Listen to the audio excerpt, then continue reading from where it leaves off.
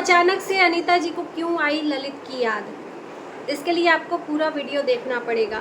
नमस्कार, स्वागत है आप लोगों का हमारे वीडियो में। दोस्तों, वीडियो पसंद आता है तो चैनल को जरूर सब्सक्राइब कर दिया करिए। चलिए वीडियो की शुरुआत करते हैं। अनीता जी और उनके बेटे में अब उतनी नज़दीकियाँ नहीं रह गई हैं, यहाँ तक कि बातचीत भी नहीं होती है अनीता जी से। जैसा कि पहले ललित अपने माँ से क्लोज रहता था, उतना नहीं है।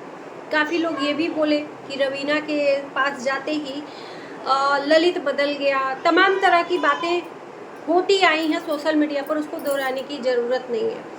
अनीता जी ने आज अचानक अपने ललित को याद करके, हालांकि उनके वीडियो में कभी भी वो ललित का जिक्र नहीं कर रही थी, क्योंकि ललित की वजह से काफ़ी उनको ट्रोलिंग का सामना भी करना पड़ा। इसकी वजह से वो जिक्र नहीं कर रही थी। लेकिन अब ये जो भी चीज़ें हैं वो पुरानी होती जा रही हैं और अब अनीता जी भी फ्रैंक होती जा रही हैं, उस चीज़ को फ्रीडम से बता रही हैं। तो ललित की याद करके आज अचानक से उसकी बातें करने लगी कि मेरा ललित ऐसा नहीं था। पहले एक कोई भी काम करता था तो बिना माँ बाप के पूछे नहीं करता था। आज बहुत सारे ऐसे काम कर लेता है लेकिन माँ बाप को भनक तक नहीं लगती है। तो मैं बता दूं कि जो भाई बहन है वो मैगी बना रहे थे और मैगी वो उबाल के बना रहे थे। हालांकि ये छोटी बहुत बातें हैं, लेकिन जिक्र आया है ललित का तो मैं बता देना चाहती हूँ। तो अनीता जी इस पे जिक्र करी कि मैं ललित के हाथ से ही मैगी, मतलब ललित ही मैगी अच्छा बनाता है, ये लोग तो उबाल के खाते हैं।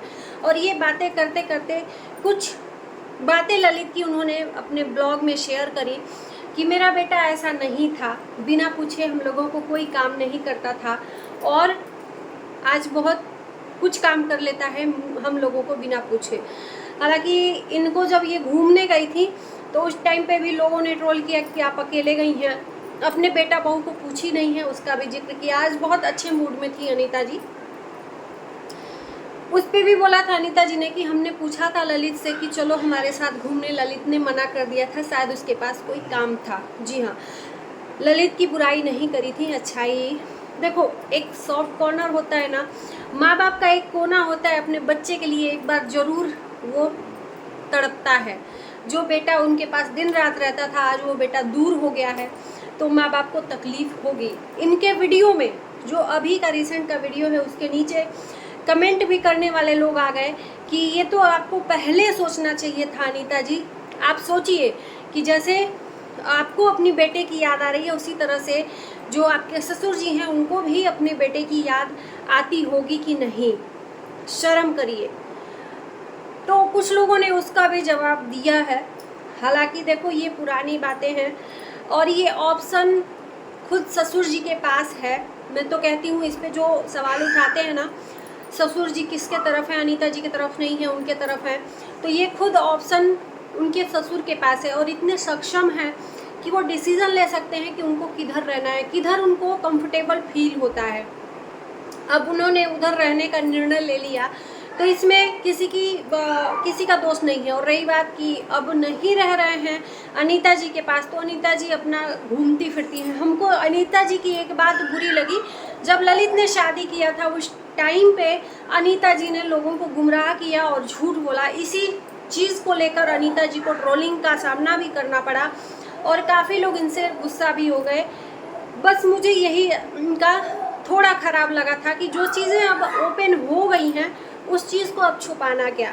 हालांकि काफ़ी छुपाने की कोशिश की कि घर का इज्जत घर में रह जाए, लेकिन इज्जत जब उछल जाती है तो वो किसी तरह से ढकने से नहीं ढकती। इनको इनके बेटा बहू ने खुद आकर सच्चाई बताई थी, इनको भूलना पड़ा। बड़ा कठिन होता है ये जो पल होता है ना माँ बाप के लिए, कि जब माँ बाप को अपने बच्चों की सच्चाई बतानी पड़ती है, दिल पर पत्थर रख के बतानी पड़ती है। और ये सिचुएशन भगवान न करे किसी भी माँ बाप को झेलना पड़े, मैं तो यही कहूँगी।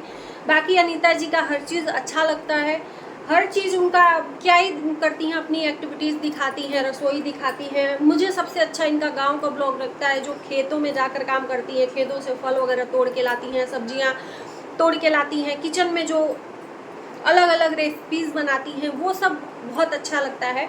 बस थोड़ा सा इनका जो शादी वाला कंटेंट था ना, वो इनको थोड़ा सा डैमेज कर दिया, लोगों के बातों का प्रभाव पड़ा और बहुत रूडली इन्होंने जवाब दिया, इसलिए कहीं ना कहीं लोग इनसे नाराज़ हैं। तो मैं समझ सकती हूँ कि अनीता जी का ये जो मन से अपने बेटे के लिए याद निकली है, ये समझ सकते हैं कि एक माँ दिन भर तो भूल सकती है, लेकिन एक बार के लिए अपने बेटे को याद तो करती है जो बेटा उनको छोड़ के जा चुका है। और मैं ललित और रवीना से ये इस वीडियो के माध्यम से कहना चाहूँगी कि इतना भी नाराज़गी क्या, इंसान ही से गलती होती है, वो माँ बाप है। अगर उनसे कहीं गलती भी हुई है आपके लिए, क्योंकि गलती किस लिए हुई है, गलती तो आपने किया है, एक माँ बाप के बिना परमिशन के आपने बिना बताए शादी कर लिया, उसके बाद जब माँ बाप को बताया तो उस माँ बाप के मन में क्या बीत रही होगी ये आप समझ सकते हो। तो उस माँ बाप से कुछ जाने अनजाने में भूल चूक में निकल भी गया होगा, तो उस चीज़ पे मिट्टी पाओ और आगे बढ़ो और अपने माँ बाप को एक बार जाकर मिल लो। जब से ललित गया है तब से वापस हम लोगों ने कभी भी नहीं देखा है अनीता जी के ब्लॉग में। अभी जगन्नाथ रथ यात्रा में दोनों पति पत्नी गए हैं, रवीना और ललित। बहुत पूजा पाठ करो अच्छा है, भक्ति करो अच्छा है, लेकिन कम से कम एक बार उन माँ बाप को भी देखो जो माँ बाप आपके लिए तड़प रहे हैं, जो माँ बाप आपको आपके पास आने के लिए तड़प रहे हैं, आपको अपने पास बुलाने के लिए तड़प रहे हैं। और ये कहीं ना कहीं रवीना की वजह से ललित नहीं जा रहे हैं, क्योंकि रवीना ने बोला था कि ललित हमको छोड़ के नहीं जाना चाहता है, हम तो बोलते हैं। तो रवीना को भी सोच समझ के ये डिसीज़न लेना पड़ेगा कि अब जो हो गया सो हो गया, बहू है उस घर की।